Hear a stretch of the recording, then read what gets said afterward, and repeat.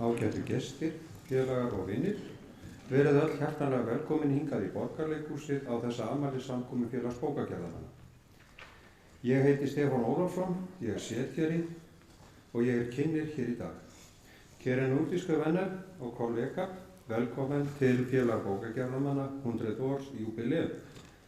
Ladies and gentlemen, welcome to félag bókagerðarmanna 100th anniversary. Það var lúðrasveit verkalýðsins sem að fagnaði okkur með lúðrablæstri við komuna hingað. Stjórnandi sveitarinnar er Torfi Karl Anstonsson.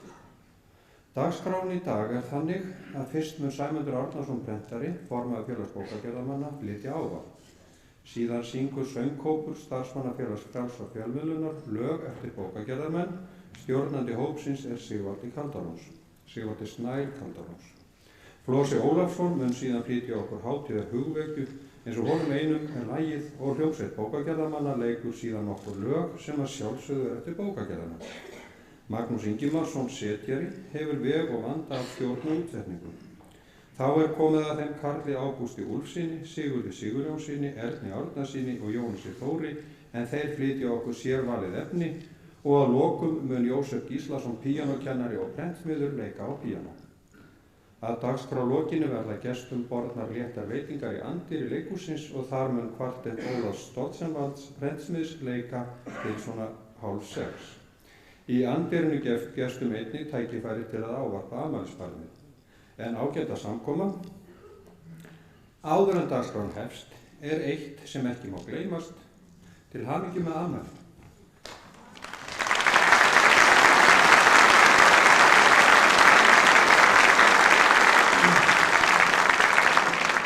Fyrst á dagskrá er ávarp formannsins okkar, formanns félags bókagerðarmanna, Sæmundur Árnasonar. Gjörðu svo vel, Sæmundur.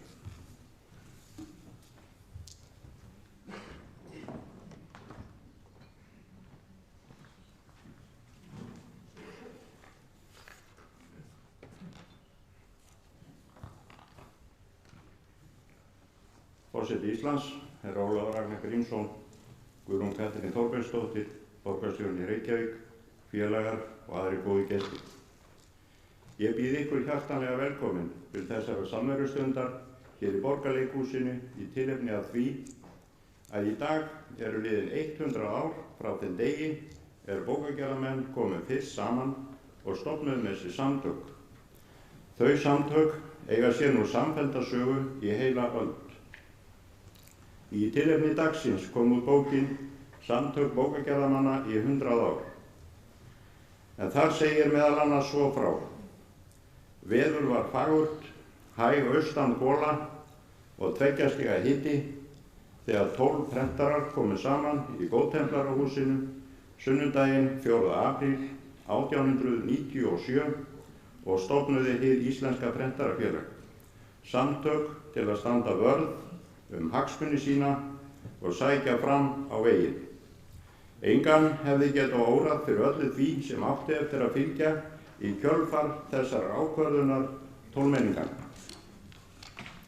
Margt kemur í hugann, svo sem stofnun sjúkrasjóðs, atvinnuleysistryggingar, orlofsréttur, 40 stunda vinnuvika og margt fleira, sem ekki verður frekar rifjað upp hér, þar sem frá öllu þessu er ítarlega sagt í hinni nýútkomnu bók á rúmlega 700 prentuðum síðum. Bókagerðarmenn hafa alltaf lagt mikið upp úr samstöðu og samstarfi. Þeir voru meðal annars meðal stofnenda Alþýðusamband Íslands 1916. Bókagerðarmenn hafa einnig átt mikið og gott samstarf við erlend stéttarfélög og sótti þeirra fróðleik og styrk gegnum tíðina. Augljósasta dæmið hve við bókagerðarmenn erum samtaka og sýnir styrk okkar að við höfum á þessum 100 árum stofnað og lagt niður 5 verkalýðsfélög. Það hið Íslenska Prentarafélag, Bókbindarafélag Íslands, Offsetprentarafélag Íslands, Prentmyndasmíðafélag Íslands og Grafíska sveinafélagið. Við göngum nú öll saman undir merki félags bókagerðarmanna sem sameinað tákn allra eldri félaganna. Þetta sýnir að þessi stétt óhrædd við framtíðina og lætur hvorki ágreining í fortíð né nútíð hindra sig í að ná sameiginlegu markmiði. Ég tel það hafa orðið stéttinni til mikillar gæfu að hafa sameinast undir einu merki. Nú sjáum við mörg teikn á lofti eigi skuli staðan numið og næsta öld ber örugglega í skauti sér frekara samstarf og jafnvel samruna á breiðari grundvelli. Bið ég það fólk þá verðum við stjórnvölin að lesa söguna og horfa síðan fram á við. Í okkar hópi jafnan sagt að síðustu 20 árin hafi menn upplifað örari tækninýjungar en 400 árin þar á undan.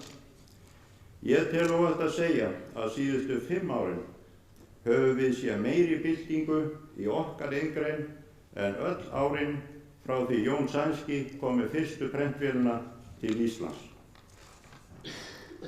Við höfum alltaf talið það forgangsverkefni að geta menntað okkur sem best til að takast á við nýja tækni. Meðal annars beittum við okkur fyrir stofnun Prenttæknistofnunar og erum ásamt fleirum stofnendur starfsmenntafélagsins. Allt þetta liður í því að vera jafnan sem hæfust til að takast á við framtíðina. Í dag, 4. apríl 1997, fögnum við 100 ára sögu. Margir hafa lagt hönd að verki og einhverjir hefðu eflaust viljað sjá margt á annan veg, en við skulum ekki gleyma því sem áunnist hefur. Hvað næsta öld ber með sér vitum við ekki, en við vitum þó að hagsmuna og réttindabarátta heldur áfram. Og sagan segir okkur að með nýrri tækni geti iðngreinar breyst eða jafnvel horfið. Félög geta komið á farið, en ef við berum gæfu til að hafa hugsjón frumherjana 12 að leiðarljósi, það að styðja að öllu því til framfara horfir í iðnvorri og að svo miklu leyti sem hægt að tryggja velmegun okkar í framtíðinni. Þá mun félag þeirra að prentvinna lifa næstu öld. Hver?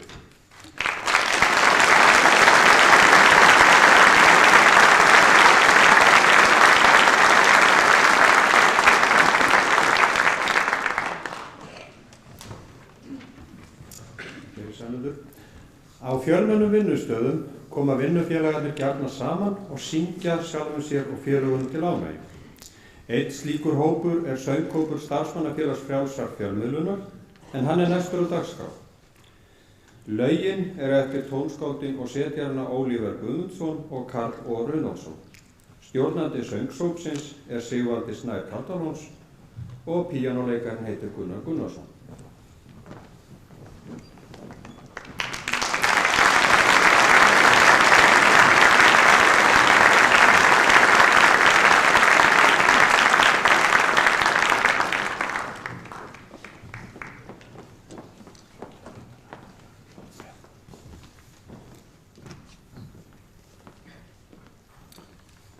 Fyrst syngja þau Hvar ertu vina, lagið eftir Ólíver Guðmundsson en ljóðið eftir Runólf Stefánsson.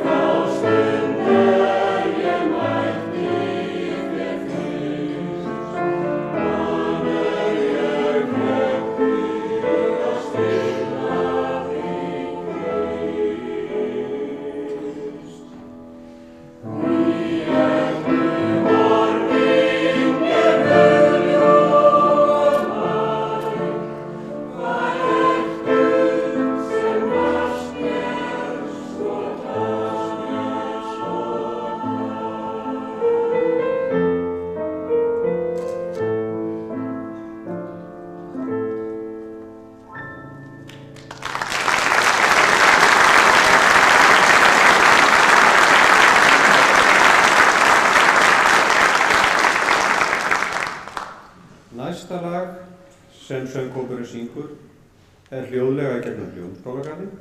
Lagið er einnig eftir Oliver en ljóðið er eftir B.G. en því miður vitum við ekki hver leynist að baki þessari skammstöfun.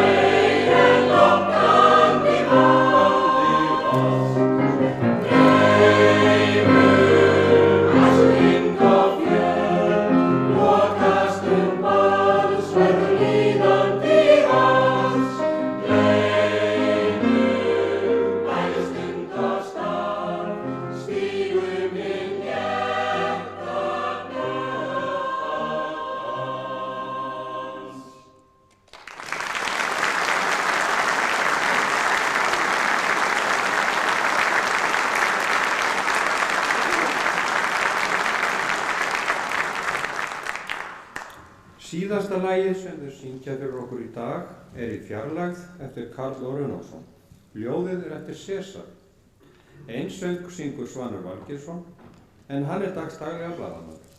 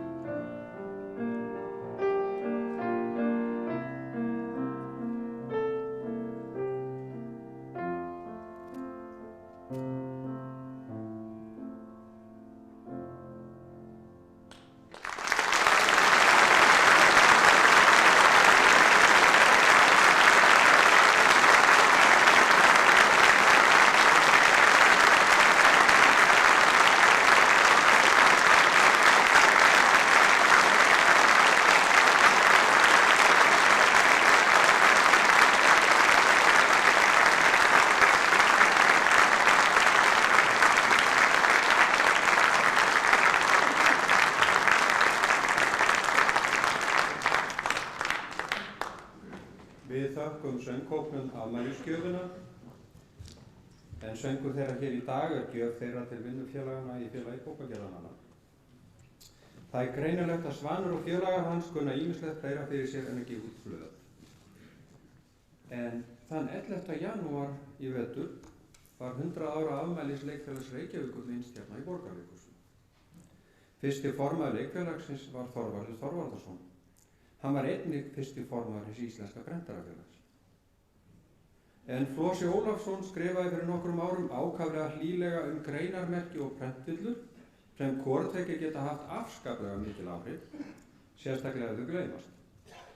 En Flosi er næstur á dagskrá og flytur okkur hátíðar hugvekju eins og honum einum er nægir. Gjörðu svo vel.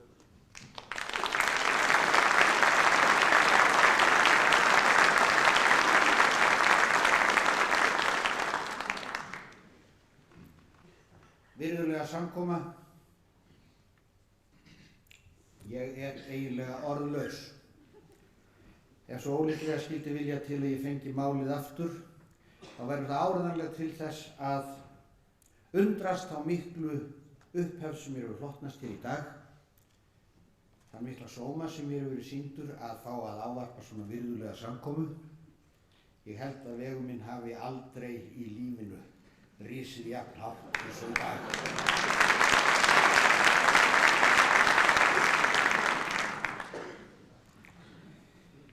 Ég hef að sjálfsögðu verið að hugsa það hvernig á því stendur að ég skuli hafa verið tilkvaddur hingað og mér hefur dottið eitt og annað í hug. Meðal annars það að mér kemur í hug að þetta er svo sem ekki eina skipti sem mér hefur verið hampað, en mesta upphefð sem mér hefur hlotnast hingað til er líklega sú þegar ég var fyrir 2 árum síðan af einu af menningartímaritum íslensku þjóðarinnar, ég man ekki hvort það var Mannlíf eða Nýtt líf, þá var ég útnefndur mesta karlrembusvín á Íslandi. Og þetta var allt út af lítilli vísu. Vísu sem að átti sko ekki að fara á flug en fór á flug eins og vísur gera stundum. Og var til þess að mér var þessi vafasami heiður ánafnaður. Og vísan er einfaldlega svona. Vísan sem var til þess að ég var dæmdur mesta karlrembusvín á Íslandi. Hún er svona.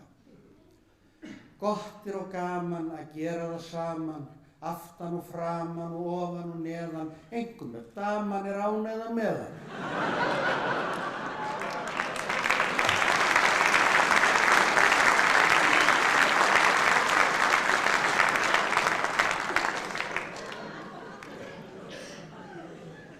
Og það varð allt vitlaust.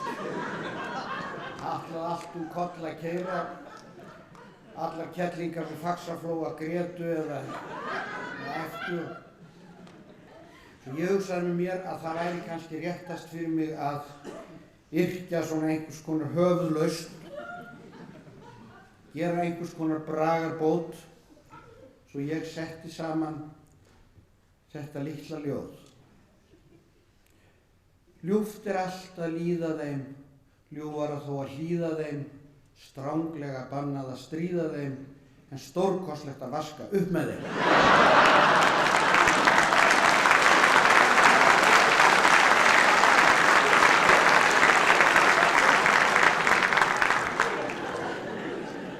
Kannski á tilvist mín hér á þessum tróni í dag sér einfaldari skýringu heldur en þá að ég hafi verið útnefndur mesta karlrembusvín á Íslandi. Nefnilega þá að þegar merkileg tímamót eru í menningarsögu einnar þjóðar, þá þykir fara vel á því að efna til mannfagnaðar eins og dæmin sanna hér í dag. Og til þess nú að einhver slagkraftur sé í samkomunni, er mikils vert að reiða sem hæst til höggs. Miklir hugsuðir og erfiðismenn á akri mennta og lista eru tilkvaddir til þess að taka til máls og fer best á því að þar fari andleg ofurmenni og þá helst óskabörn þjóðarinnar. Það ætti því ekki að koma flatt upp á neitt að ég skuli vera hér í dag. leið og ég samfagna bókagerðarmönnum vegna 90 ára afmælis Prentarafélagsins leyfi ég mér sem sagt að óska þeim til hamingju með það hve vel hefur tekist til með ræðumann. Það er dálítið merkilegt að þegar bókagerðarmenn halda upp á 90 ára afmæli Prentarafélagsins eru 470 ár síðan fyrsti atvinnuprentarinn kom til Íslands frá Svíþjóð á vegum Jóns biskups Arasonar til þess að vinna við prentverkið á Hólum. Þá voru bókagerðarmenn á Íslandi vísubúnir að sitja með sveittan skallan í 200-300 ár við þá iðju að búa til bækur. Í 700-800 ár er sem sagt talið að Íslendingar hafi fengist við það merkilega starfa sem í dag er kallaður bókagerð. Fyrst voru það skinnhandrit, síðan prentaðar bækur og síðast ótrúlegustu variantar af skinnhandrit, af bókum eins og ég mun koma að síðar í máli mínu. Og út af öllu þessu vafstri í bókagerð í gegnum aldirnar fóru þeir sem að ekki þekkja til að gera sér í hugarlund að Íslendingar læsu bækur. Og þess vegna erum við nú líklega í dag kallaðir bókaþjóð. Mikla athygli vakti það heimsbyggð alla þegar ónefnd íslensk hefðarkona hélt ræðu í hirðveislu hjá Margréti Danadrottningu og komst svo að orði: Det er to slags heste i Island. Det er læseheste og rideheste. Jeg er en ridehest.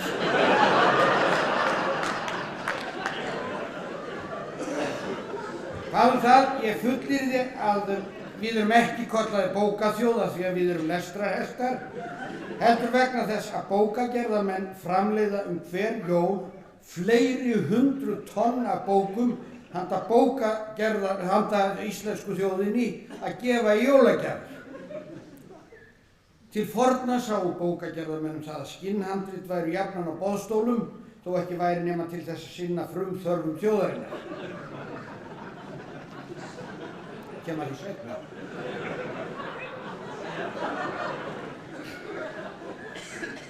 Virðulega samkoma, ég vil nota þetta einstæða tækifæri til þess að óska bókagerðarmönnum til hamingju með það að hafa í nærri 8 aldir gegnt því göfuga hlutverki að búa til bækur af slíkri elju, ástríðu og köllun að ekki gat farið hjá því að Íslendingar öðluðust að endingu virðingarnafnbótina bókaþjóð.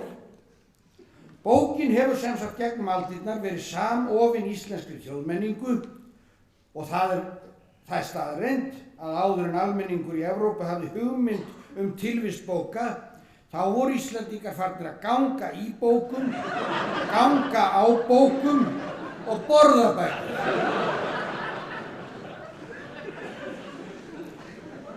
Og jafnvel grunur á því að þeir hafi verið farnir að lesa þær. Bækur voru á 15. og 16. öld orðnar neysluvarningur á Íslandi. Eða eins og Jón Espólín sagði, sem klæði, skæði og fæði. Íslendingar breyttu skinnhandritum sínu fyrst í fatasnið, síðan voru gerðir kúskinskór úr fræðunum og síðast voru svo gullaldar bókmenntirnar einfaldlega étnar. Þegar staðarhaldarinn á Þingeyrum tjáði Brynjólfur biskup í Skálholti að Lárensiusar saga biskups Kálfssonar hefði verið étin á bæinum í Húnaþingi, er sagt að Brynjólfur hafi í krafti síns embættis látið þetta boð útganga: Eigi verður bókvitt á askana látið. Og þaðan er einmitt komið málsháttúrinn. Svo mikið lostæti þóttu handritin eftir að búið var að marinera þau sem kúskinskó mýri og mó sumarlangt að sennilega hefðu til dæmis konungsbók, eddukvæða og Flateyjarbók verið étnar upp til agna ef Brynjólfur biskup hefði ekki 1660 komið þessum veislumat undan til Danakonungs.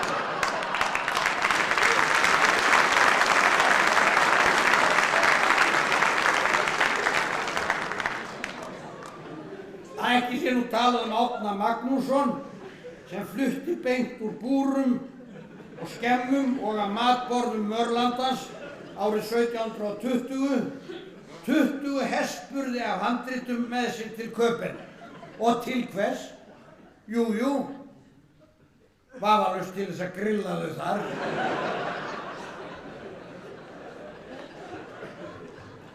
Síðari tíma rannsóknir benda eindregið til þess að ástæðan til þess að prentaðar bækur hafa varðveist betur á Íslandi en skinnhandrit sé einfaldlega sú að prentaðar bækur eru svo bragðdaufar og ólystugar að þær geta varla talist mannamatur.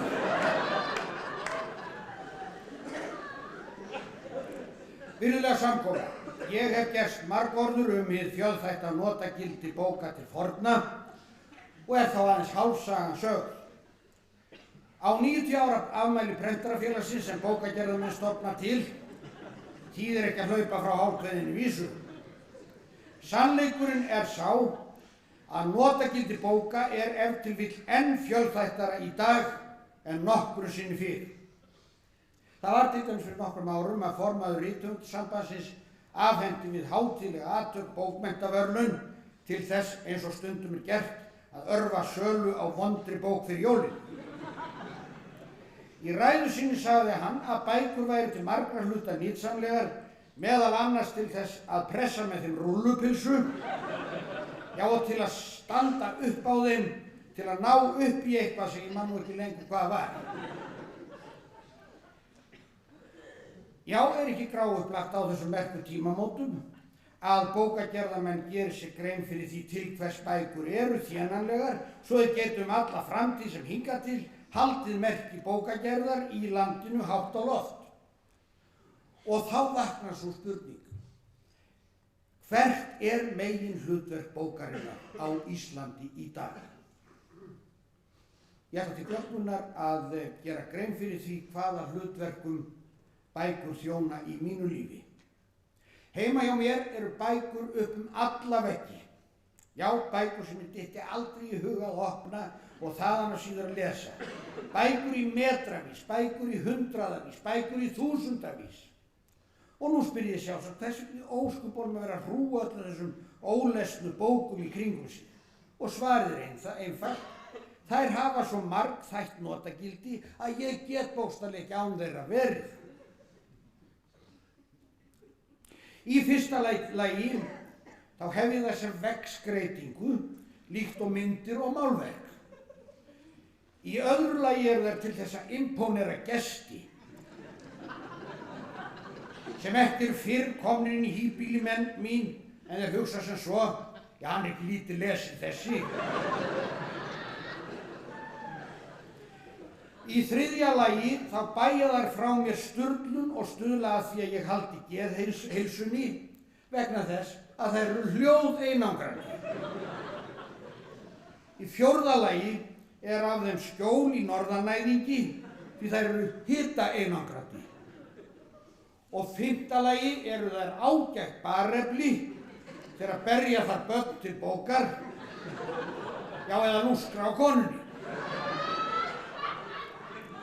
Nú í sjötta lagi þá líður mér einfaldlega vel innan bækur. Fjölmörg dæmi kann ég önnur notagildi bóka.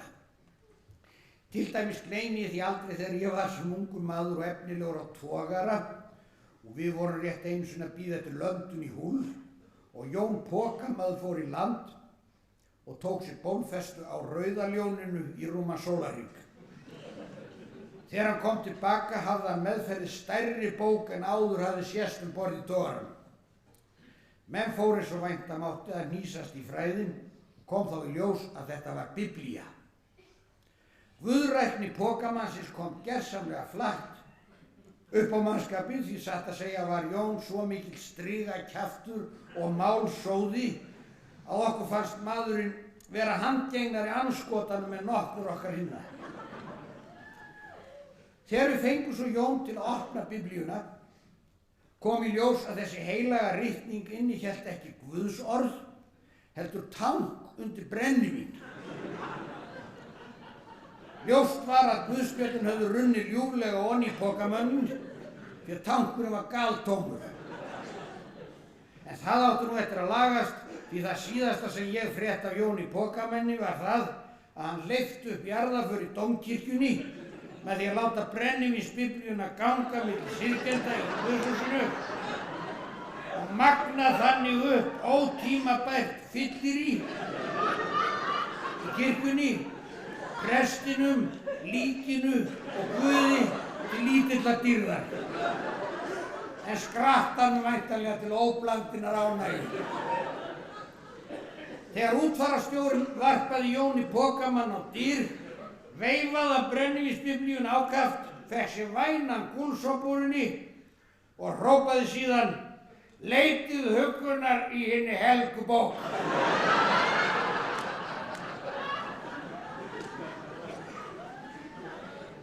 Á þessari hátíðastund mér efst í huga þakklæti til bókagerðamanna fyrir allt það góða sem þeir hafa látið af sér leiða fyrir land og þjóð í gegnum aldirnar og kannski má geta þess eins og svona í framhjálaupi að alla tíð hefur verið fræðilegur möguleiki á því að lesa bækur. Og það hef ég svo sem líka reynt með þeim afleiðingum sem lýst í þessu litla ljóðkorni. Las ég mér til menntunar margan doðrant vænan, en lærdómsríkust lesning var litla gula hænan. Takk fyrir.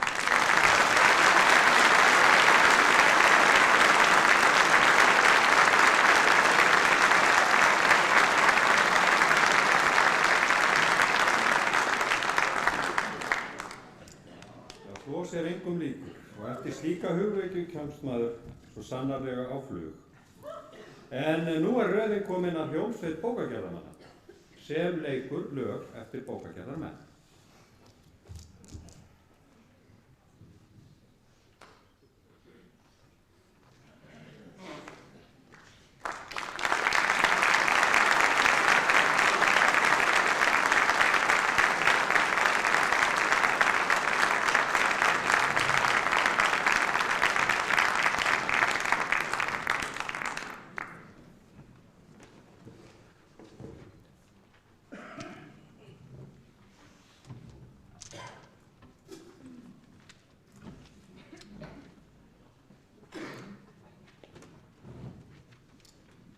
Magnús Ingimarsson hefur veg og vanda af hljómsveitinni og þau munu sjálf kynna sig og lögin sem þau spila betur, en fyrsta lagi sem hljómsveitin flytur hér er Prentaramarsið eftir Ólíver Guðmundsson.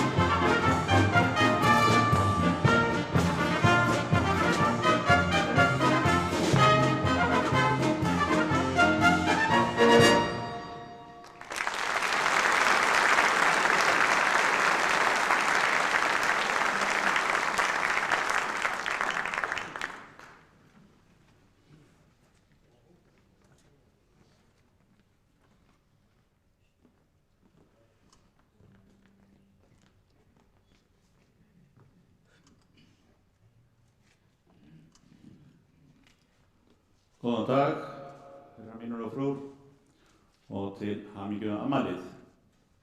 Við erum samankomnir hérna, nokkrir prentarar í tilefni dagsins og við ætlum að flytja ykkur nokkur lög að sjálfsögðu sem eru eftir bókagerðarmenn eða prentara. Nú, það er kannski óþarft að kynna fyrir ykkur strákana, en svo ég reynum yfir þetta þá er blásararnir Lári Sveinsson, Sverrir Sveinsson, Björn Björnsson og Guðjón Einarsson.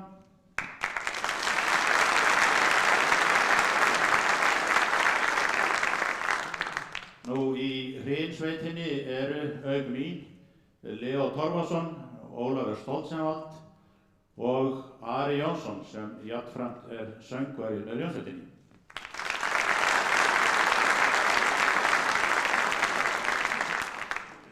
Nú, næsta lag er eftir það virta tónskáld og prentara Karl og Runólfsson, ljóðið eftir Þorstein Halldórsson og Ari Jónsson kemur og syngur Lánætti.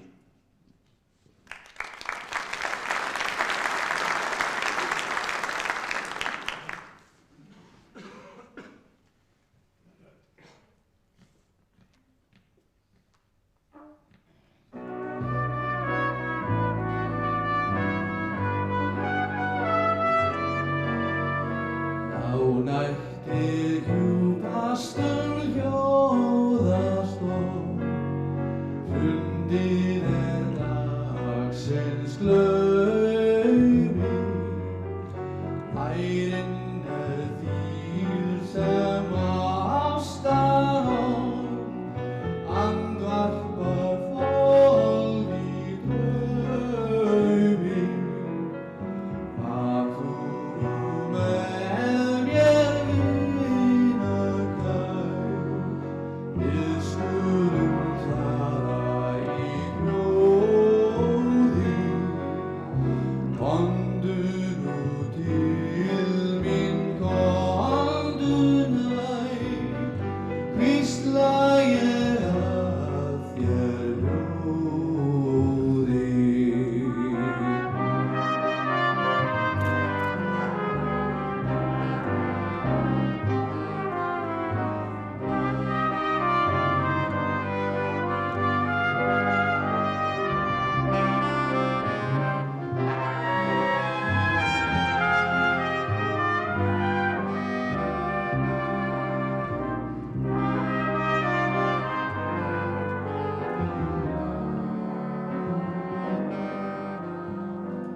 Lánættið hjúpastur hljóðast og ondið dagsins glaumi.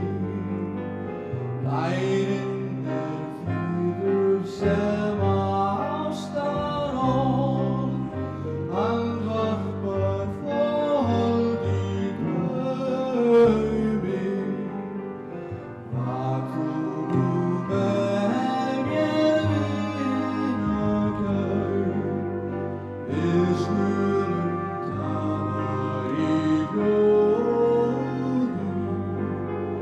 Komdu nú til mín, komdu nær, hvísla ég að þér ljóði.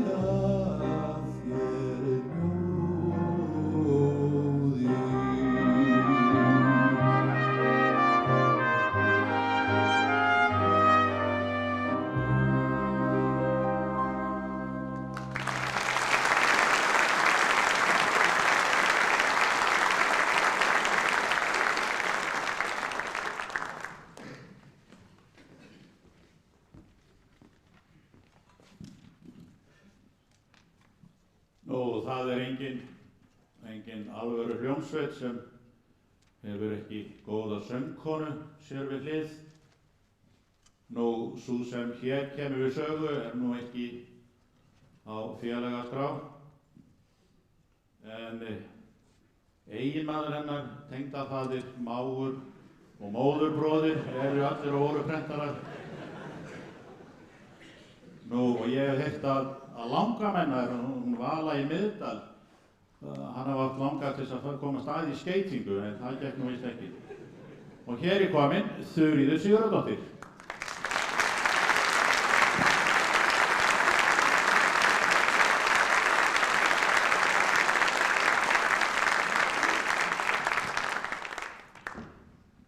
Gleðilega hátíð. Það er allmörg ár síðan við Magnús vorum að músísera í söngleik sem hét Litli Sandur og var sýndur í sjónvarpinu. Mig langar til að rifja upp eitt lag úr þessum söngleik, en það má kannski geta þess að það eru, við Magnús við eigum pínlítið afmæli með þessu lagi sem ég ætla að syngja. Það eru 30 ár síðan ég söng það.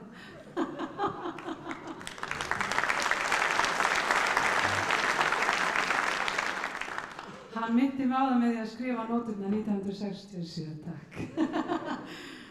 Lagið heitir Hvar ert þú? Lag og ljóð eftir Magnús Ingimarsson, Vesturón.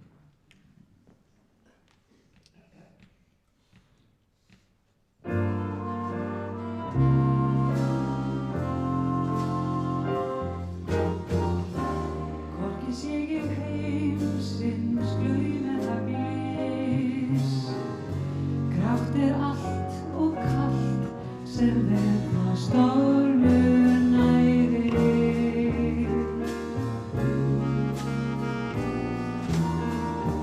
Ekki heyri ég lífsins hys eða þys, aðeins bíð ég þess hann kom og sárin græðir.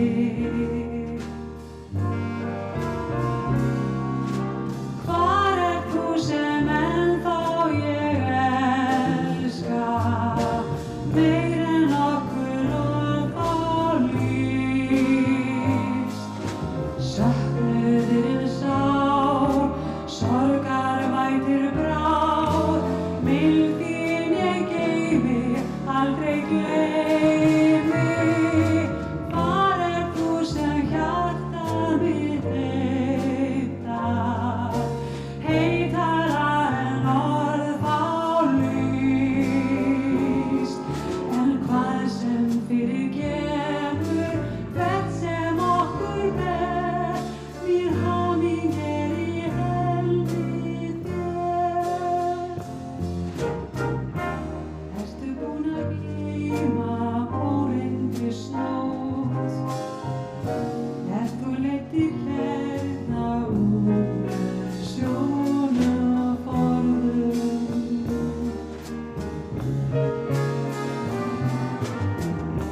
Bjartsýn þá við litum lífinu mót, ljúfustunum heit og bundum stríðar orðum.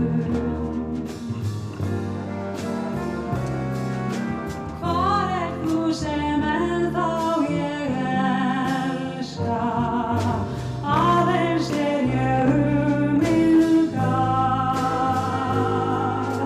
Söknuðurinn sár, sorgarvætur bráð, minn þín ég geymi, aldrei gleymi. Hvar ert þú sem hjarta mitt heimtar, heitara en orð fá lýst? En hvað sem fyrir kemur, hvert sem okkur ver, mín haming er í hendi þér.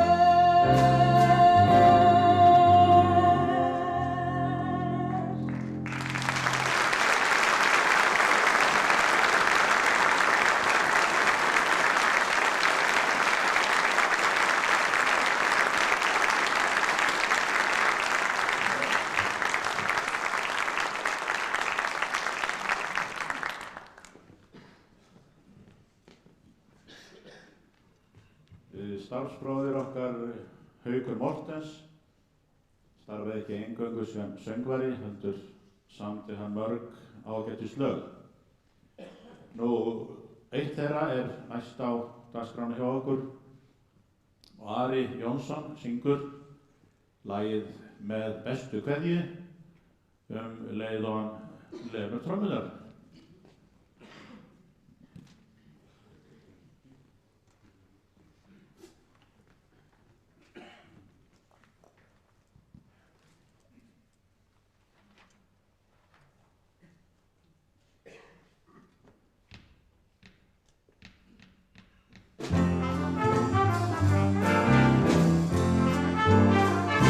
Fagra líf, þessu létt voru spór undir ljúfheið og blá ævintýr.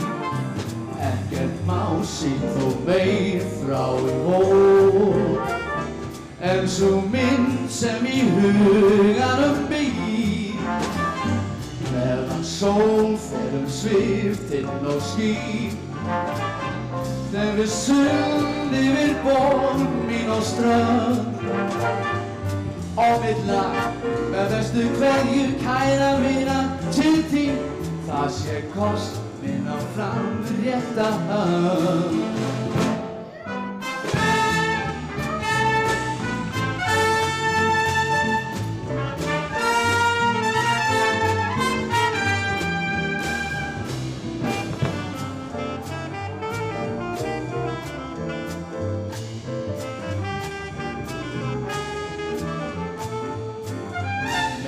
Sól fer sviftin og skín, yfir sund, yfir borg mín og strönd. Á mitt lag með bestu kveðju kæra vina til þín, það sé kost minn á framrétta hönd. Á mitt lag með bestu kveðju kæra vina til þín, það sé kost minn á framrétta hönd.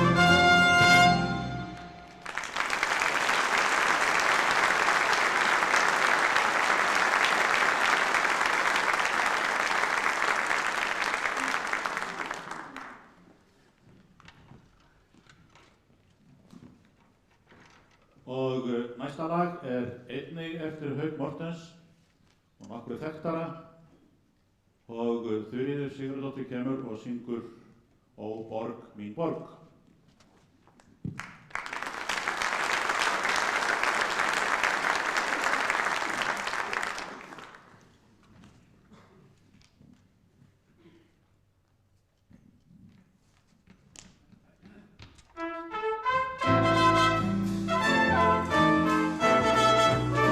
Ó borg, mín borg, ég lofa lífsins stræti til lágús og allt sem fyrir ber. Og þótt svo tárin loft minn langa væti, vonin eina bundin þér. Og hversu sem aðrir í þín arta, við Elvaborg sem forðum brýndi mig. Svo blítt sem vaxins unga hjarta, brjóst mitt fullt af minningum þig.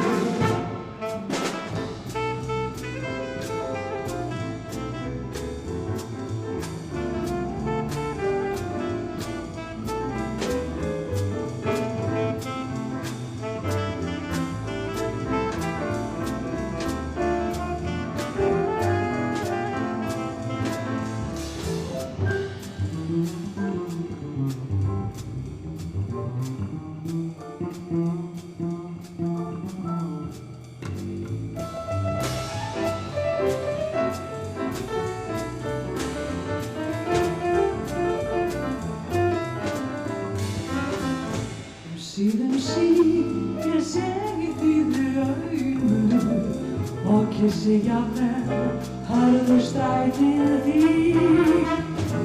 Ég fæddist lífsins reyndist draumur, eitt lítið barn og það var ástin mín. Og hversu sem aðrir í þín arta, mín Elvaborg sem forðum brýndi mig. Svo blítt sem barnsins hjarta, brjóst mitt fullt af minningum þig, brjóst mitt fullt af minningum þig.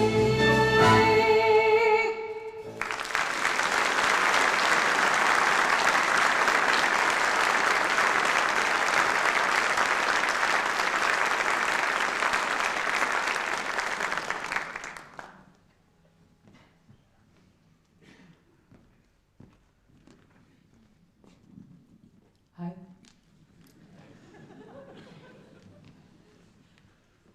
Ólíver Guðmundsson var afkastamikið tónskáld og þegar fjallað tónsmíðar prentara þá koma gjarnan í hug hinir rómantísku valsar hans Ólívers sem hafa orðið hvað vinsælastir. Nú við heyrðum kórinn syngja 2 þeirra áðan, en við ætlum að bæta 3 við. Lögin heita 2 leitandi hjörtu, næturkyrrð og við mánans milda ljós. Og þessi syrpa síðasta tónverkið okkar hér í dag.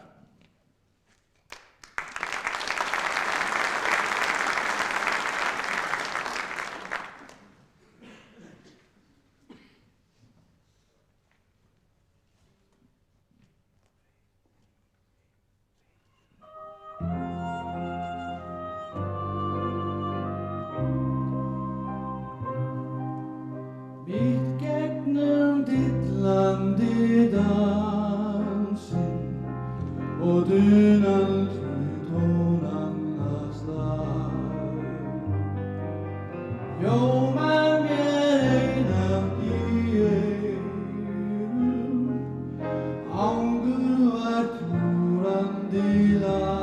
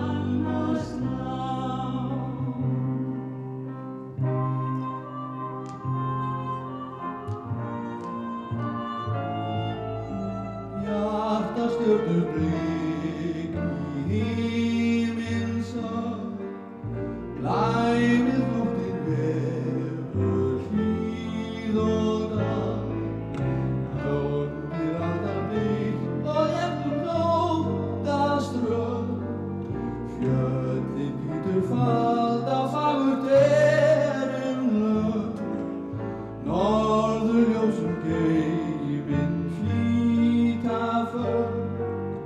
Örmum í skínu glott á vör, rátt af degi birti við draumljúfa nótt. Nú skulum við skemmta okkur saman, við skiljum hvort annað í kvöld, að lifa svo ljómandi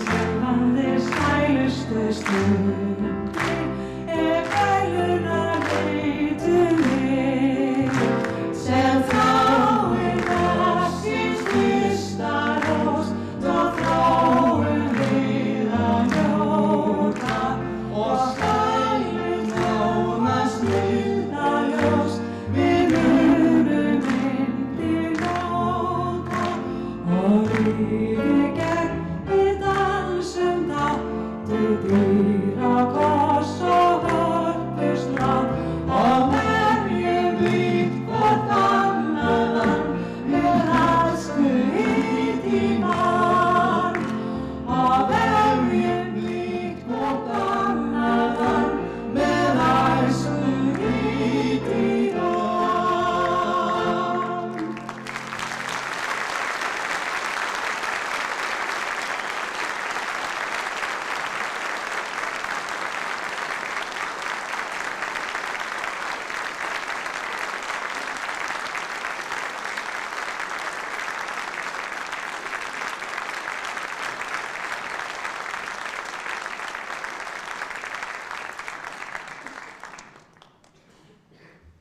Kærar þakkir, ágætu félagar.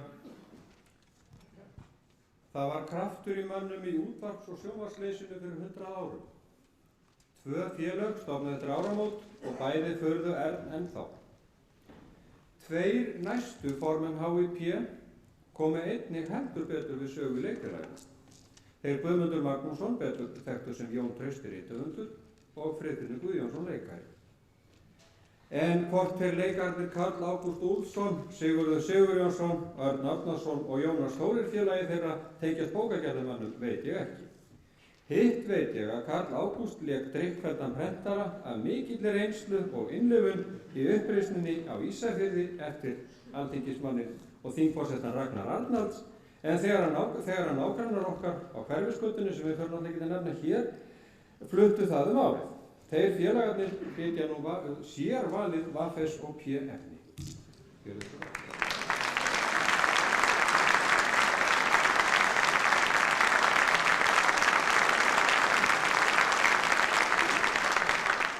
Gestir, gleðilega hátíð. Meiningin var nú sú hér í dag að gera stólpagrín að bókum og bókagerðarmönnum, en við gerðum stikkpröfu í sjónvarpinu daginn, gerðum grín að einni bók og eins og þið kannski hafði tekið eftir þá var allt vitlaust. Þannig að við ætlum að láta það algjörlega vera að gera grín að bókum hér í dag. Hins vegar ætlum að bjóða okkur upp á klassíska tónlist og klassísk atriði. Hingað til okkar eru komnir heimsþekktir listamenn. Þeir koma alla leið að austan. Það eru þeir fiðluleikarinn Kuzma Plekhanov og undirleikar hans Davido Vadvatovsmotavodopoulos. Gjörðu svo vel.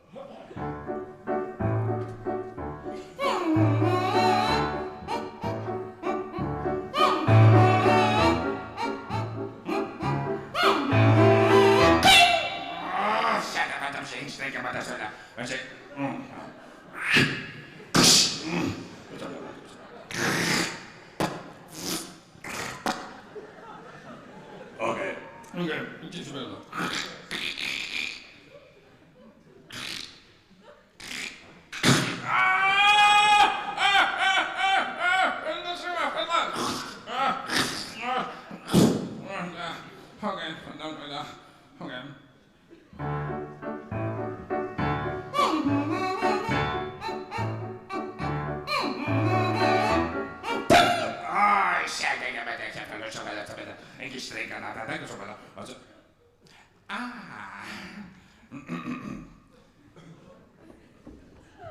er kannski að mann þess að fara hár hérna.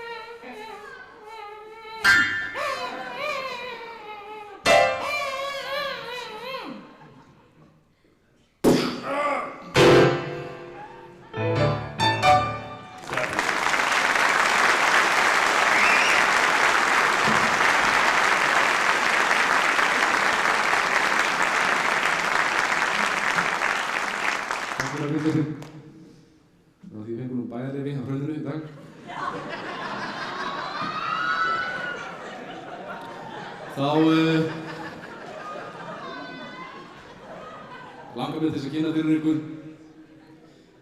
gamlan og gegnan félagi bókakjarðamanna, gamall prentari sem ég veit að margir kannast við. Við skulum bjóða velkomna á sviðið Bókaróna. Já, blessaður gamli, elsku gaman að sjá þig hérna, gaman að sjá þig. Já, blessaður, gaman að sjá þig hérna. Hvað segirðu? Já, bara allt og gott, þakka þér fyrir. Þú ert alveg hættur í prentakinu? Já, ég var nú eiginlega að gera það. Ég var svona að prenta svona sitthvað svona hósmekklegt orðið. Já, og allt ekki prenta skal ég segja. Nei, ég var alveg sko prentsvarti sauðurinn í fjölskyldunum. Alveg hreint. Já, hvernig gengur hjá þér hans? Það gengur vel hjá mér, þakka þér fyrir. Heyrðu, getur sagt þér eitt maður. Þegar minn kom heim í gærkvöldi heldur að konan sé ekki bara komin í þetta líka fína dress maður. Nei, það er bara gegnsætt algjörlega. Og ég hugsa mér, vá, heyrðu, nú er eitthvað að ske. Það voru kertaljós út allt og það var rómantísk tónlist á fónunum og ég hugsa með mér, hana nú er eitthvað að ske.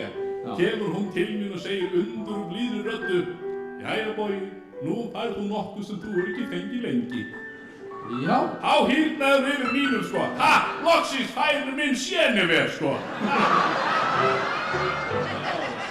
Já. Nú var nú eitthvað á þess verðakenningin. Já. En svona örliti, hjónabandi, gengur vel? Gengur bara alveg prýður á það, gæði. Fínt er það. Já. Við fórum reyndar í ferðalag daginn, sko. Nú. Já, kona var svo gallhörð maður, sagði, jæja bogi, nú er ég svo ákveðin, nú förum við í heimsreisu.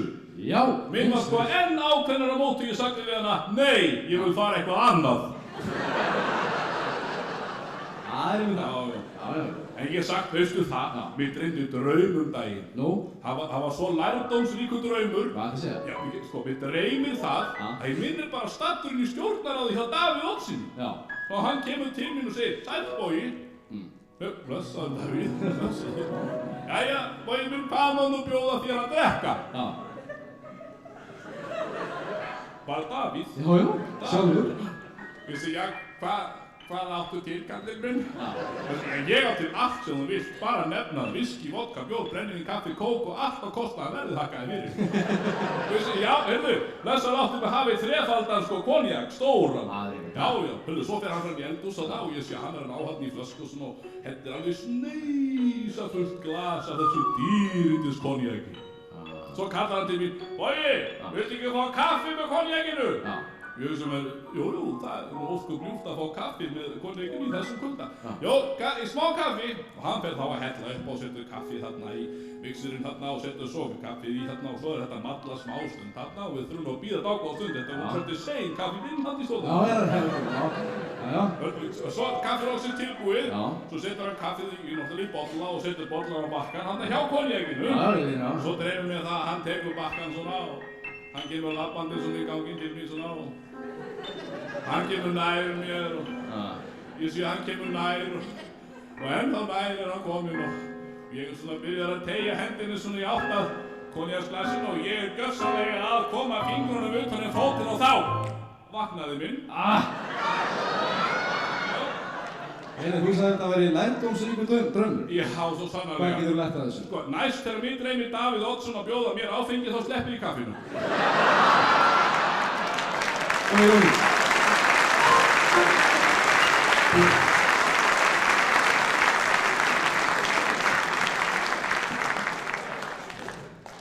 En vegna þess að ríkissaksóknari hefur komist að því að vegir Guðs eru rannsakkanlegir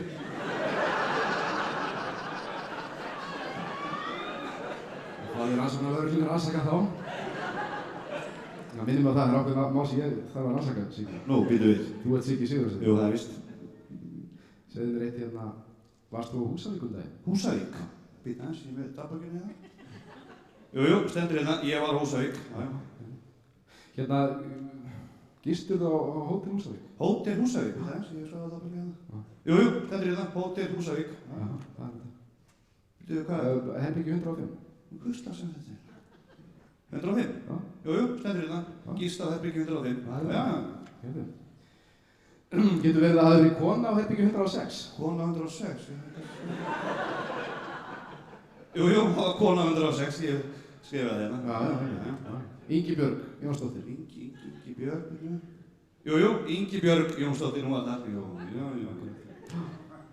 Segðu mér þú eitt, Sigurður, getur það verið að þú hafir sofið hjá Ingibjörgu? Þetta er nú við.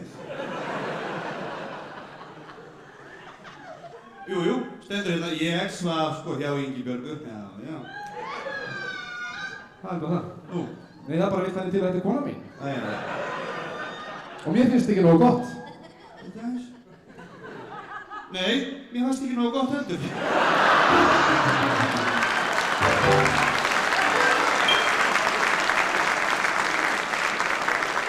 Við lóðum ykkur klassísku tónlist og við bjóðum velkomin á svið enn og aftur. Stórtendingin Örn Árnason, gjörðu svo vel. Ég veit að við erum að fá að flytja fyrir ykkur örstutta óperu sem hefur nú einstakar sinnum heyrst áður, en hún er klassísk. Þetta er ópera sem heitir á frumálinu Gian eller Notte Dance, þessu stingju Onni Glamour Tún la Guerra sem heitir Mondo se Doppo. Hún er til Jóhann Sebastian Mozart. Já, þið kannist ekki við hann, heyr ég. En hvað það þessi ópera aðeins í einu þætti gerist í Palermo og Ítalíu, það eru 3 söngvar í óperunni, það er Alfredo sem er tenorinn, það er Lucia sem er sopraninn og svo það er Ruggieri og hann er bassinn í sýningunni, jáfnframt faðir Luciu. Og þetta náttúrulega er flókið ástarsamband, Alfredo yfir sig ástfanginn á Luciu, kemur miðja nótt, freistir þess að vekja Luciu, fá hana fram á svalirnar og hjá henni ást sína. En við byrjum, já, og óperan eins og ég sagði heitir Gian eller Notte Dance, þessu stingju Onni Glamour Tún la Guerra sem er Mondo se Doppo, sem þýðir, ef við þýðum þetta nákvæmlega staf fyrir staf, þráhyggja. Fáum það bara forleikinn á óperunni Gian eller, já, hann segir það.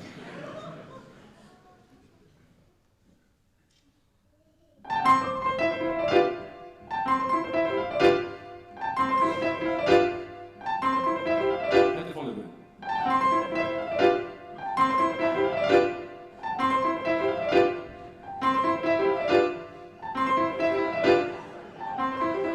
Prófa að fletta. Og þá kemur Alfredo tenorinn svífandi inn á svið, sér það stóra mikla hús og ætlar að vekja Luciu með sín yndisfæra söng. Bella figlia dell'amore, le guardie sorda per la femmina, Lucia fermata, se guardi sola. Hann áttar sig ekki að því auðmingja maðurna fyrir aftan að náttúrulega stór og mikill gosbrunnur sem hann fellur kylliflatur ofan í og þarna liggur hann blautur. Hann var nú blautur þegar hann kom, þannig að þetta skiptir nú ekki öllu máli. Þannig að við þetta óp í manninu þá vaknar Lucia og kemur æðandi fram á svalinn. Alfredo, segir hún þegar hún sér hann og svarar hans ástarkalli leið.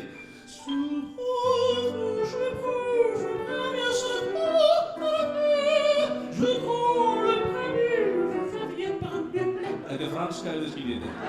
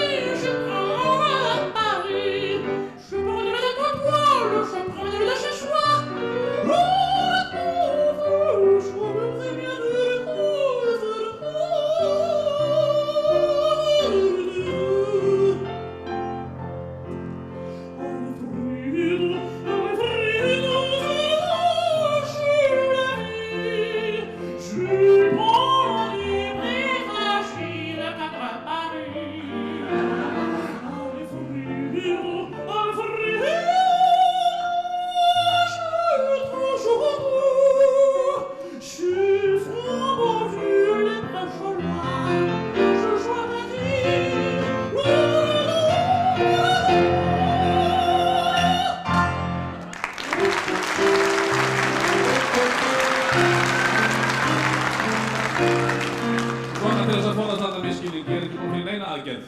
Þetta er allt saman orginal. Og þá allt í einu eru væmingum með Kristján Jóhansson hlaupandi. Hvað er að gera hérna? Ef þú verður að setja upp óperu þá ég ekki að vera með. Ekki þó Garðar Cortés kominn í spilið. Það hlaut að vera, sá skal nú fá það fyrir nær honum. Torrengador, Torrengador. Ef þetta er Garðar að hringja þá er ég að syngja fyrir peninga.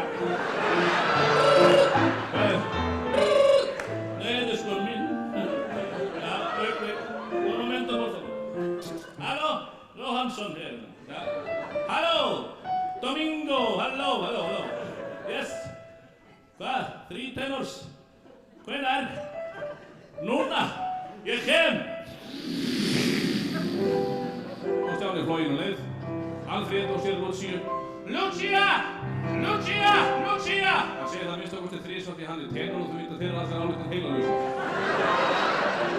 Þannig að hann þarf að tengja þetta stöðugt og statt inn í sig til þess að gleyma ekki hvað heitir.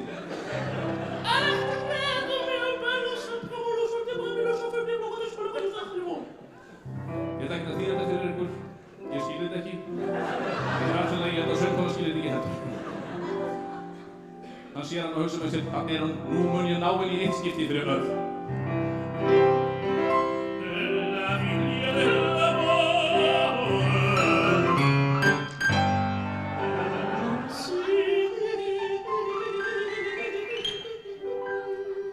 Segir Lucia. Bella viglia dell'amore.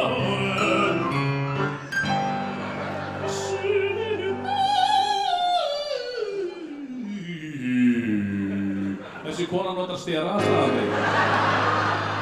Bella viglia dell'amore.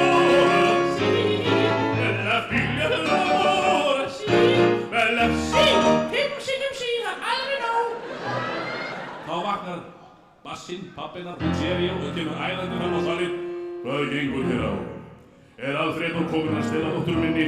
Hún verður ekki kaman úr því klæðinu. Ég mun skora hann á hól. En hann er Bassi, ég er bara ég er eftir tenor. Þannig að ég var ekki eitthvað merki sem er svona. Þetta merki fáið þegar Bassinn fyrir niður á þetta djúpa G. Þangað kemst ég ekki, þá er bara að hafa það. Þetta merki fáið fyrir djúpa G. Hann syngur sína áskoranda aríu til Alfredo.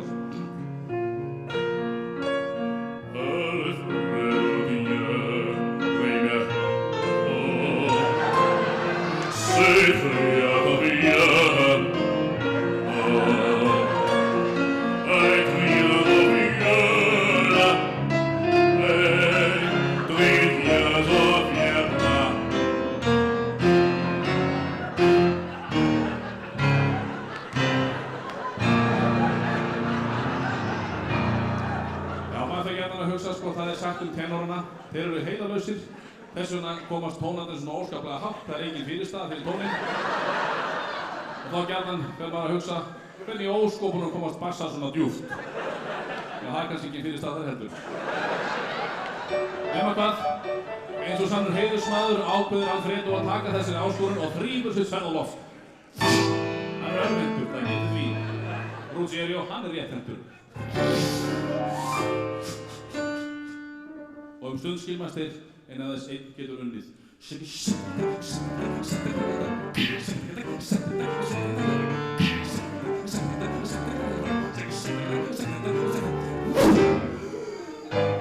Og Lucerio fellur með sverðið í gegnum hjarta.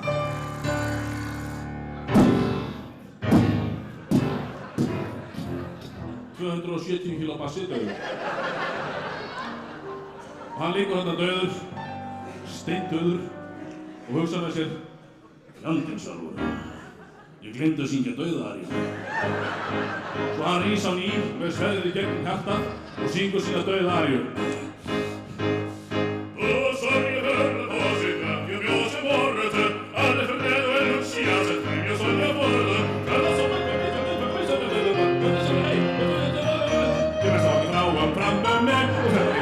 Hann er komin í snarvirtu slag en þannig að maður er steindauður.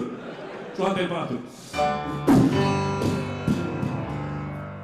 Alfredo horfir á hann. Þrífur sverðið. þrífur sverðið.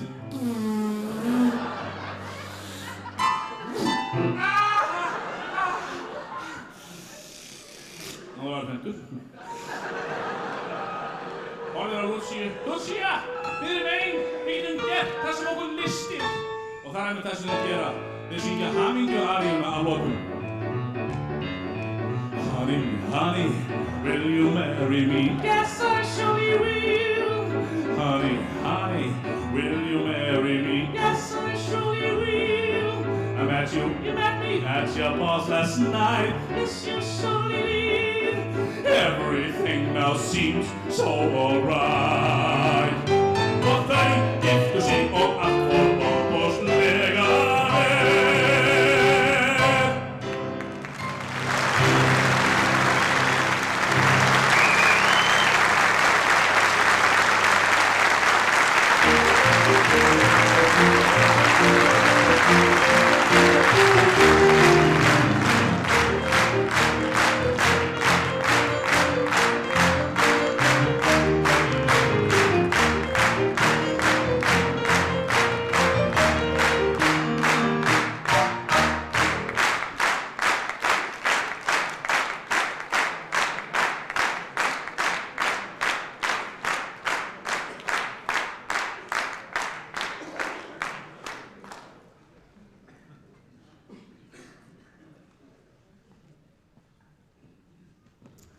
Það verður engu logið á þá félagana.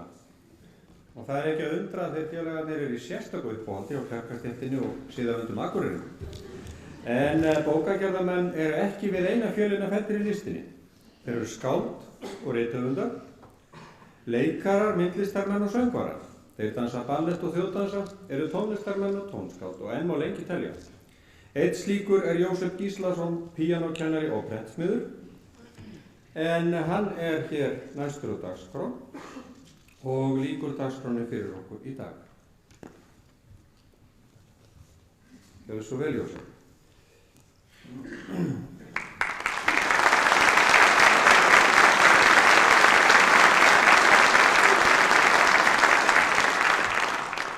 Jósef leikur 3 lög fyrir okkur. Hann leikur nú á píanóið Prelúdíu í C-moll eftir Jóhann Sebastian Bach. Næst ætlar hann að leika hið sívinsæla lag Í fjarlægð eftir setjarann Karl Orri Nónsson og að lokum leikur hann Sóleis eftir þann ágæta Scott Joplin.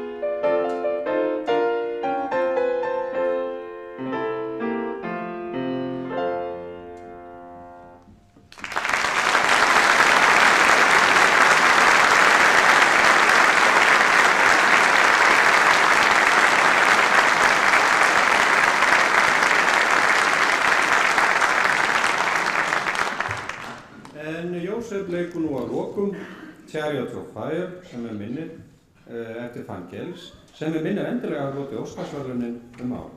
Og það verður þá síðasta atriðið hér í dag. En ég kem síðan að tónlistinni í lokinni og þakka ykkur kynni það sem eftir fer. Þakka ykkur fyrir.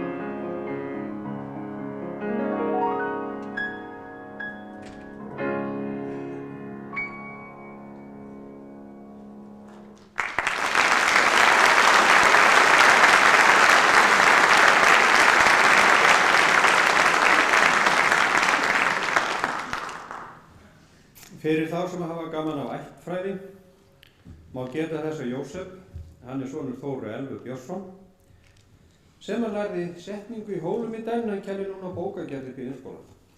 En ágætu gestir, formlegri dagskrá á 100 ára afmælishátíð Félags bókagerðarmanna nú lokið. Ég þakka listamönnunum fyrir þeirra ómetanlega framlag hér í dag og starfsfólki hússins þakka ég ánægilegt samstarf. Alvaran tekur aftur við og að minnstakosti 3 ef ekki 4 blöðum og ýmsu öðru ólokið áður en við komumst að til helgarfrí. Ég minni að lokum á að í andvirðinu bíða ykkar sem hafi tíma til að þiggja það, léttar veitingar og þar munu þeir Ólafur Stortzenwald og félagar hans Jóhann Kristinsson, Steingrímur Óli Sigurðarsson og Haukur Gröndal leika fyrir okkur til, minnstakosti til 5:30. En ágætu gestir, ég vil aftur óska okkur öllum til hamingju með afmælið og þakka ykkur fyrir komuna.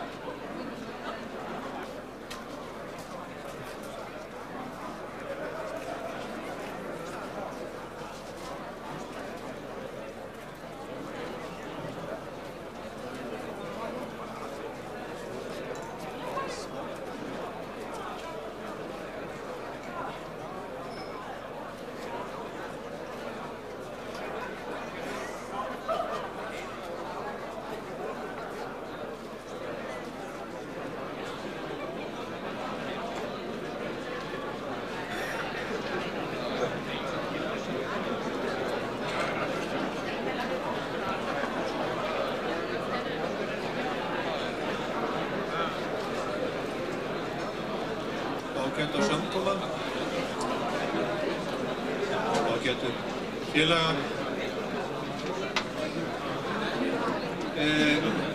Í dag, 4. apríl, koma út merkar bækur.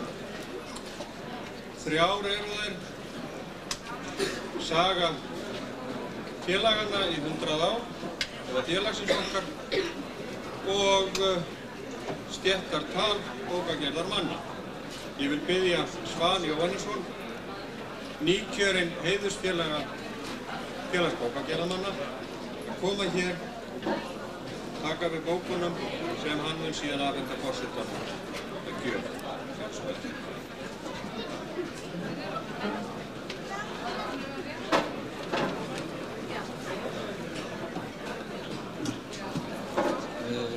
Forseti Íslands, Ólafur Ragnar Grímsson. Ég vil fyrir hönd Félags bókagerðarmanna afhenda þér hér með að gjöf sögu samtaka bókagerðarmanna í 100 ár ásamt stéttartali bókagerðarmanna sem allt frá því að Jón Matthíasson sænski flutti prentvél sína til Íslands 1530. Ég vil færa þér þetta hér með að gjöf Félagi bókagerðarmanna.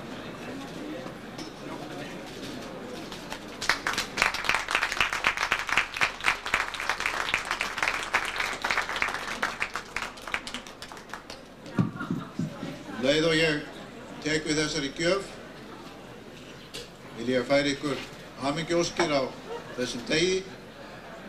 Þakka ykkur fyrir ánægjulega hátíð hér í dag. Það stórhugur og myndarbragur í því að klæða sögu félagsins og tala ykkar félagsmanna í þetta veglega rit. Það með mikilli ánægju sem við Guðrún og Katrín færum það til Bessastaða og setjum það í bókhlöðu forsetans á Bessastöðum sem nú eins konar hjarta þeirra húsakynna og geymir marga dýrgripi sem ykkar félagsmenn hafa á fyrri tíð unnið að. Það verður gaman að geta tengt þær bækur sem þar eru við ykkar sögu og það verk sem ég hef hér tekið við. Þakka ykkur kærlega fyrir og óska ykkur aftur hjartanlega til hamingju með þennan dag.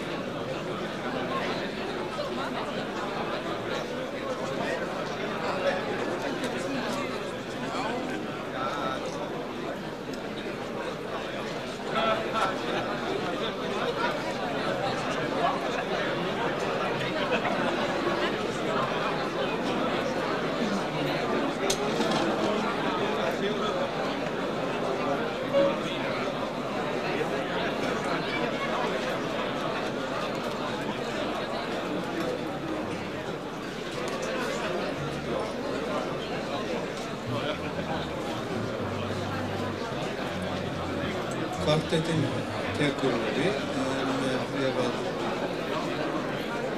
fólk óskar eftir og einhver telur þarf á, þá ég hérna nærstaddur til þess að kynna ræðumennina og góða skemmtun félagar.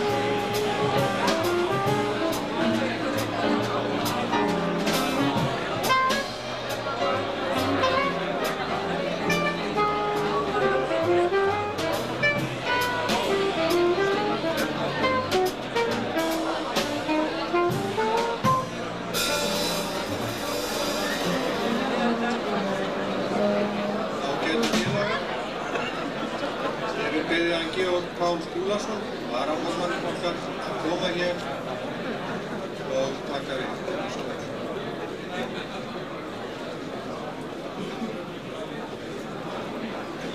Ágætu félagar, til hamingju með daginn. Ég vona að mönnum hafi líka dagskráin hérna áðan, en mér líkaði mig afskaplega vel og grét af hláturinn töluverðan tíma. Þannig að ég er svolítið, ef ég væri kona þá liti ég nú töluvert illa til augnanna ef segir. Ég er nú ekki mikið málaður. Það sem ég ætlaði að gera var að heiðra borgarstjóra Reykjavík, Ingibjörgu Sólrúnu Gísladóttur. Við fáum í tilefni af afmælinu að afnóta Ráðhúsinu núna í loka apríl, 22. apríl til 29. Verður þar prentminjasýning sem verður í samstarfi við Árbæjarsafn, þar sem við munum færa til gamla muni og hafa þetta opið í sal í Ráðhúsinu. Ingibjörg, gjörðu svo vel.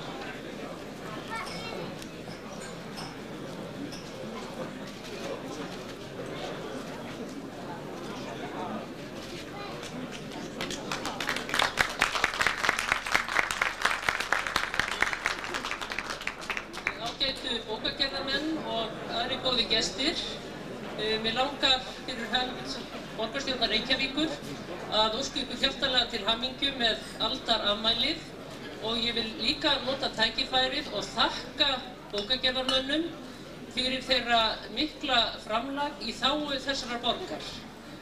Og þetta segi ég vegna þess að menningarsaga Reykjavíkur er samofin sögu Prentarafélagsins og reyndar sögu iðnaðarmanna yfirleitt. Og ég hygg að hér væri mun risminna menningarstarf og hefði verið alla þessa öld ef að ekki hefði notið frumkvæðis, áræðni og dugnaðar og hæfileika íslenskra iðnaðarmanna. Og það er þetta sérstaklega skemmtilegt að hugsa til þess að við Íslenska Prentarafélag, eins og Lósinn kallaði það, við varum haldið på 90 ára afmæli þess hér í dag, að það skuli hafa átt líka fyrsta formanninn í Leikfélagi Reykjavíkur og að fyrir 100 árum skyldu iðnaðarmenn hér í Reykjavík taka sig saman, stofna stéttarfélög, stofna fagfélög, stofna leikfélaga, byggja yfir það og leika sjálfir eins og þeir gerðu. Og ég held að með þessu framlagi iðnaðarmanna hafi orðið aldarhvörf í Reykjavík.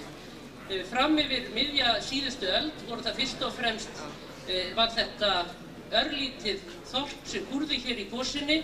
Hér voru í besta falli nokkrir embættismenn, prestar, lögfræðingar, læknar, aðrir höfðu ekki fengið menntun og það er síðan þegar að iðnaðarmenn fara að koma heim frá Danmörku og reyndar Bretlandi líka með sína iðnmenntun í farteskinu sem að hér verður vakning í félags- og menningarmálum í Reykjavík.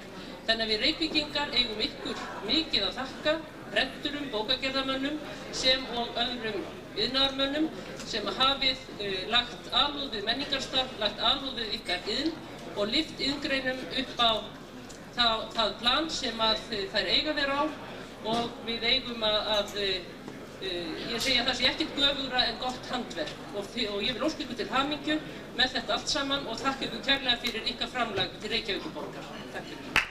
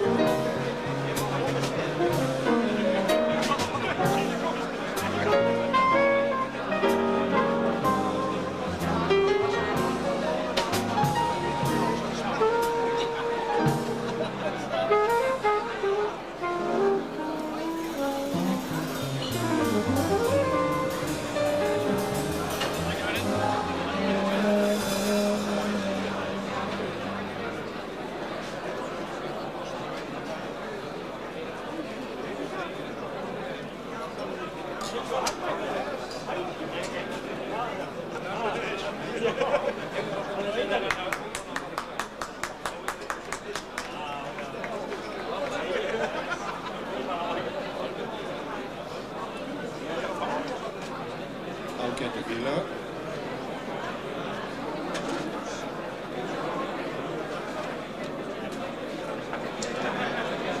Aðeins að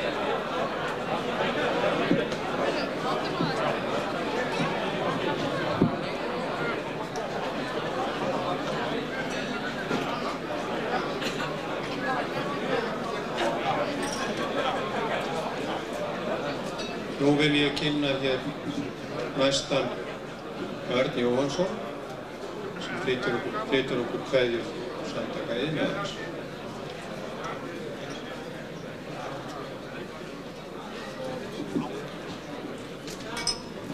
Gjörðu svo vel.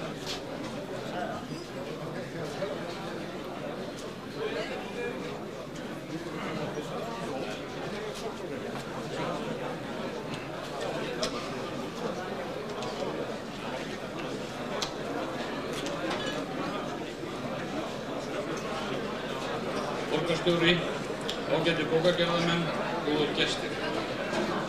Fyrir hönd Samtaka iðnaðarins óska ég félögum í félagi bókagerðarmanna til hamingju með aldarafmælið.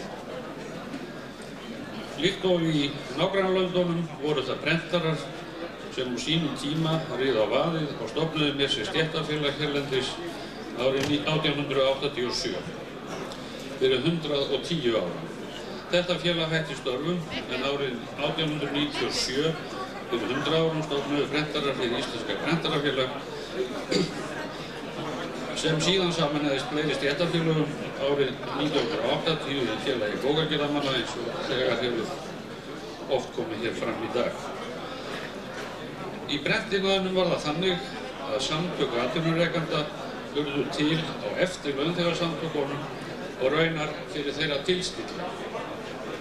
Hið Íslenska Prentarafélag hafði sinnt hagsmunamálum félaga sinna í nær 20 ár áður en prentsmiðjueigendur hófu samstarf sín á milli. Beiðni frá HÍP var grundvöllur þess að prentsmiðjueigendur stofnuðu með sér félagsskap. Þegar HÍP var stofnað voru 3 prentsmiðjur í Reykjavík og aðrar 3 utan bæjar og samdi HÍP við hverja prentsmiðju fyrir sig kaup og kjör félagsmanna sinna. Þetta skapaði eðlilega ýmis vandamál fyrir HÍP. Misjafnlega gekk að semja við prentsmiðjueigendur og þegar búið var að semja við einn féll samningur við annan úr gildi.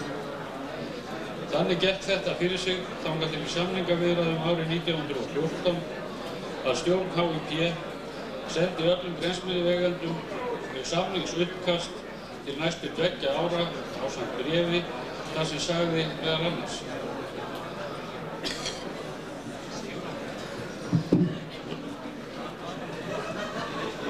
Svarsíðar það hvort þér vilji ganga að frumvarpi þessu, svo og athugasemdir ef þér kynnið að gera við það, væntum við eigi síðar en 12. nóvember næstkomandi.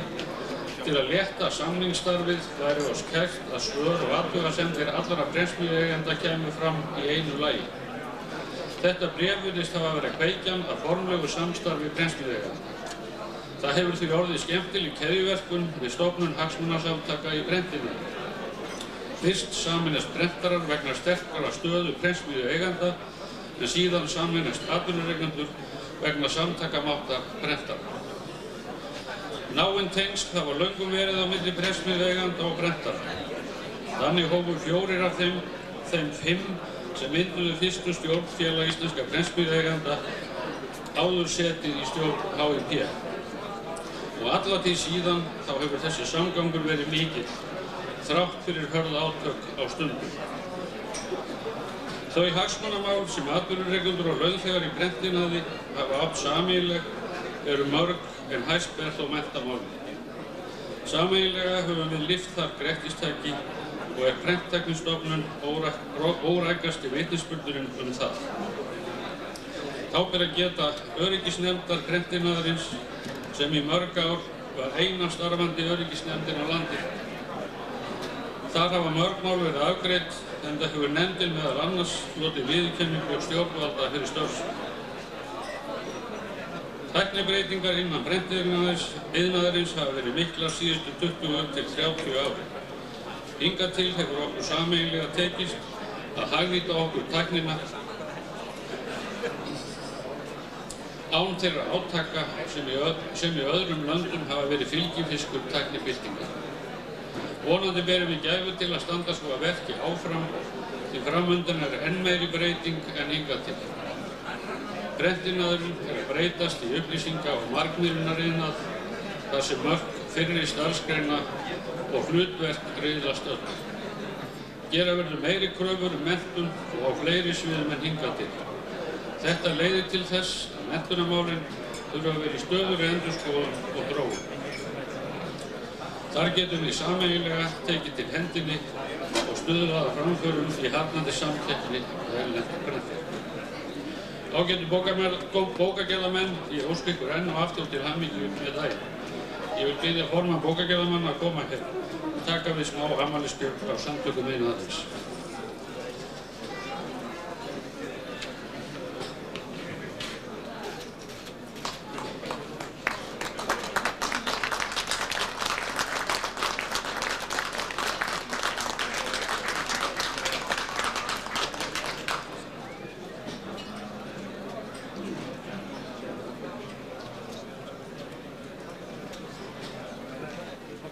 Ég þakka Samtökum iðnaðarins kærlega fyrir höfðinglega gjöf, en það sem er í þessu umslagi frá þeim eru hljómflutningstæki og hljómupptökutæki fyrir okkar félagsheimili og okkar félagsstarfsemi og við þakkum kærlega fyrir.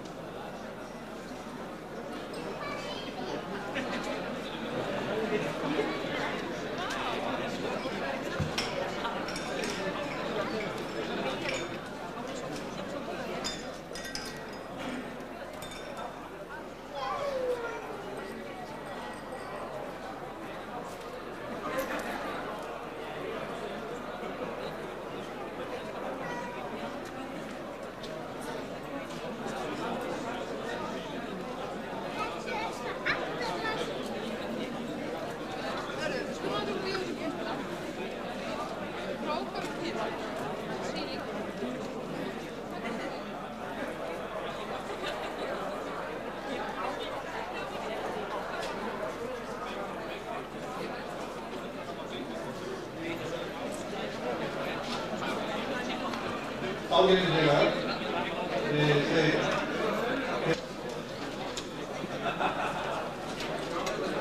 Ágætu hátíðargestir, félagar í Félagi bókagerðarmanna. Til hamingju með daginn og þessa glæsilegu hátíðarsamkomu sem hæfir vel þessu merka tilefni 100 ára afmæli samfelldrar félagsstarfsemi starfsmanna í prentiðnaði hér á landi. Ég ætla hér að hafa í heiðri þá skoðun formanns félagsins að stilla í ræðuhöldum í hóf. Þó tel ég að ekki verið undan því vikist að færa þessum elstu samtökum launafólks hér á landi sérstakar kveðjur Alþýðusambands Íslands.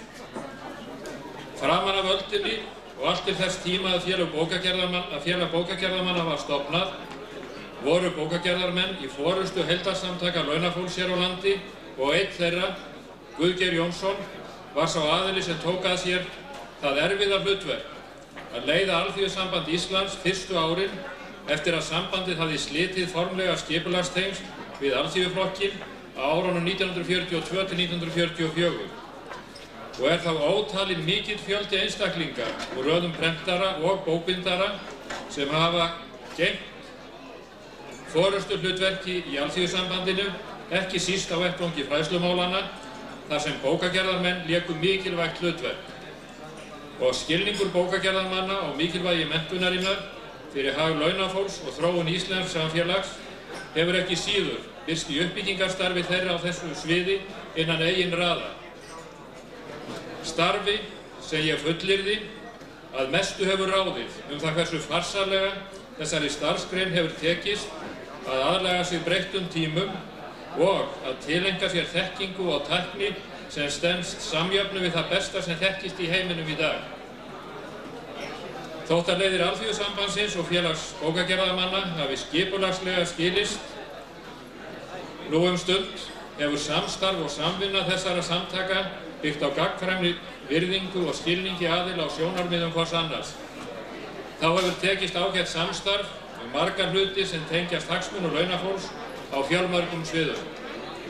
Ég vænti þess að samstarf og samvinna Alþýðusambandsins og Félags bókagerðarmanna eigi eftir að aukast og eflast á næstu misserum og árum. Hagsmunir félaga okkar eru þeir sömu og það eru jafnmikil sannindi í dag og fyrir 100 árum þegar prentarar stofnuðu sitt félag að í samstöðunni og samstarfinu mestur styrkur launafólks fólginn. Ég ítreka enn og aftur árnaðaróskir Alþýðusambands Íslands til bókagerðarfólks og samtaka þess. Lifið heil!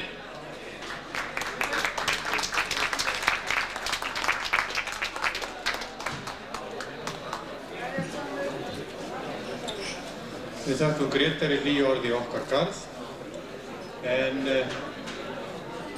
líkast til ekkert það félag sem að á jafn náinn, enginn félag þar sem að menn vinna jafn náið og saman, eins og einmitt blaðamenn og prentarar.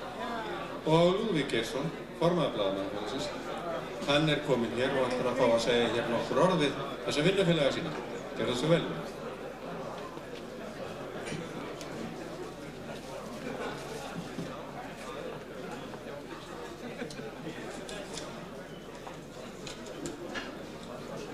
Ágætu bókagerðarmenn, innilegar hamingjóskir við daginn og 100 ára afmælið. Það sannarlega merkur viðburður hvort heldur félagasamtök eða einstaklingar geta fagnað aldarafmæli. Reyndar enn svo komið hjá okkur hér á landi að trúlega eru einstaklingarnir fleiri en félögin sem náð hafa þessu merkis áfanga og verið í fullu fjöri. Það sýnir best hversu ungt okkar samfélagsmunstur í raun og hversu stutt síðan félagshreyfingar urðu til sem tengdust öðrum þáttum mannlífs en þjóðfrelsi og bindindi. Stofnun Hins íslenska prentarafélags í aprílbyrjun árið 1897 markar merk tímamót í félagasögu landsins og ekki síst í samstöðu launafólks. Það var engin tilviljun að prentarar væru hér í fararbroddi því að þrátt fyrir að atvinnuhættir væru fábrotnir og varla hægt að tala Reykjavík nema sem lítið kauptún, þá var það kannski fyrst og fremst blaðaútgáfan og prentsmiðjurnar sem gerðu Reykjavík að höfuðstað landsins. Sú mikla og fjöruga blaðaútgáfa sem átti sér stað á ofanverðri síðustu öld gerði það að verkum að til var stétt annars vegar prentara og hins vegar blaðamanna. Þessar starfsstéttir hafa haldist í hendur með einum og öðrum hætti og tengst ýmsum böndum. Það gera sér kannski ekki allir grein fyrir því hversu víðtæk áhrif þessar stéttir hafa haft með verkkunnáttu sinni og skrifum á allt mannlíf, samfélagsþróun, tungutak og hugsunargang íslensku þjóðarinnar, ekki síst á þeim miklu umbrotatímum sem áttu sér stað í sjálfstæðisbaráttunni fram eftir þessari öld. Nú horfum við til nýrrar aldar þar sem tækniþróun boðar enn frekari byltingu í prentvinnslu og útgáfustarfsemi. Þó höfum við, sem enn erum á miðjum aldri, lifað tímana tvenna í þeim efnum síðustu ár og áratugi. Það er sérstök ástæða til að þakka fyrir það á þessum tímamótum hversu gott samstarf hefur verið í öllum höfuðdráttum milli blaðamanna og prentara í þeirri umbyltingu sem við höfum gengið í gegnum á okkar sameiginlega starfssviði. Sú samstaða og samvinna hefur styrkt okkar samband og ég vænti þess að svo megi verða ókomna tíð. Ég flyt ykkur ágætu bókagerðarmenn bestu kveðjur frá okkur í Blaðamannafélagi. Við erum litlu yngri en þið, fögnum okkar aldarafmæli í lok þessa árs. Þessi félög bæði eiga sér langa og margt merka sögu, en þau eiga það ekki síður sammerkt að þau eru ung í anda og reiðubúin til að takast á við nýja tíma. Ég er með í förum mínum táknræna gjöf, reyndar blýþunga, heil 12 kílógramm. Þetta er áletruð blýstöng, tákn liðna tíma, en slíkar stangir fyrirfinnast þó enn í einstaka prentsmiðjum hérlendis. Ég vil biðja formann Prentarafélagsins bókagerðarmanna Sæmund Árnason að koma hér upp og taka við þessari hlýju gjöf frá okkur.